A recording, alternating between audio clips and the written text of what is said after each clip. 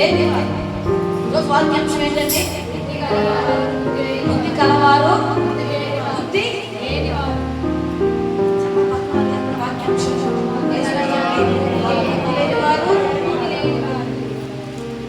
బుద్ధి కలవారు సమయము ఎలా ఉందంటే బహు కాలము సంపూర్ణమైన విధంగా దేవుని రాజ్యం సమీపించింది. కాబట్టి సంగమామ దేవుడు సమయాన్ని కోరుకున్న సమయాన్ని చేసుకొని బుద్ధిమంతులైనగాక. ఆమేన్. హల్లెలూయా.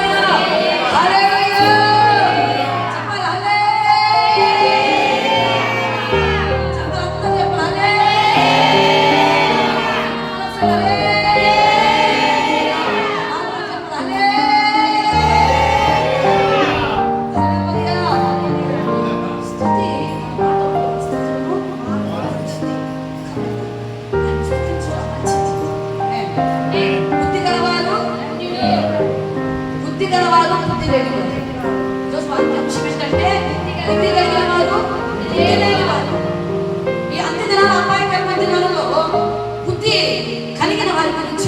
తెలుసుకుందాం.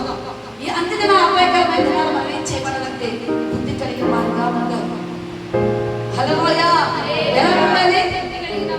బుద్ధి కలిగిన వారిగా ఉండాలి. చూడండి మత్తయి సువార్త. బుద్ధి కలిగిన వారంటే అక్కడికి వెళ్ళవచ్చు. ఎక్కడికి? మత్తయి సువార్త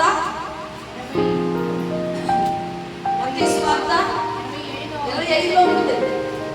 ప్రభువు తన శిష్యులకు ఒక ఉపమానాలు చెబుతూ పరలోక రాజ్యం ఎలా ఉంటుందండి, ఎలా ఉంటుంది, ఎలా ఉంటుంది. 12 మంది స్త్రీలు తమ దిండును పట్టుకొని ఉన్నట్టుగా దేవుని కొరకు ఎదురు చూస్తున్నట్లుగా ఉంటుంది. వారిలో ఎంతమంది ఉన్నారంటే 10 మంది ఉన్నారు. 5 బుద్ధి కలిగిన వారు, చెప్పాలి 5 బుద్ధి కలిగిన వారు, 5 బుద్ధి లేని వారు. బుద్ధి కలిగిన వారి గురించి నా ప్రభు మాట్లాడుతారు. చూడండి 25:4 వచ్చిన మత్తయి సువార్త 7:25 అందరూ 25:4 బుద్ధి కలవారు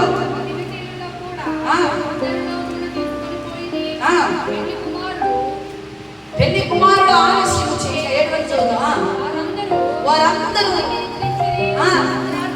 అర్ధరాత్రి వేళ ఇదిగో పెళ్లి కుమారుడు వినబడను. చూడండి అప్పుడు ఆ కన్యకలందరూ లేచి తమ తిమిడిని సత్కపరుచుకొని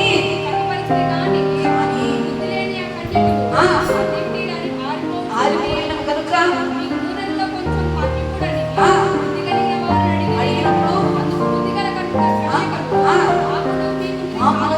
సరిపోదు. హల్లెలూయా. అమ్మవారు ఎవరు ఉన్నారంటే మొట్టమొదటిగా ఈ బుద్ధి కలిగిన వారు ఎలా ఉన్నారంటే సిద్ధపాటు కలిగి ఉన్నారు. ఎలా ఉన్నారు? సిద్ధపాటు కలిగి ఉన్నారు. సంతానికి వస్తున్న మనందరం కూడా ఏముండాలి? సిద్ధపాటు ఉండాలి. దేవుని రక్తంలో కడగబడిన మనందరికి కూడా సిద్ధపాటు ఉండాలి. సిద్ధపడుతూ ఉంటాం. ఆయా పనుల మీద బయటకు వెళ్ళినప్పుడు, ఆయా పనుల మీద ఊరికి వెళ్ళినప్పుడు, ఫంక్షన్కి వెళ్ళినప్పుడు, లేక ఏదైనా సందర్భాలు వచ్చామనుకో ఎక్కడికైనా బయటకు వెళ్ళేటప్పుడు ఏం చేస్తాం? సిద్ధపడతాం. సిద్ధపడకుండా నేను ప్రయాణం చేసాం. అసలు అంతమంది ఎంత చెప్పండి. నేను సిద్ధపడకుండా ప్రయాణం చేసాం. సిద్ధపాటు లేకుండా ప్రయాణం చేద్దామా? కొన్ని అస్మాత్తులు జరుగుతుంటాయి. ఏమనంటే చనిపోయిన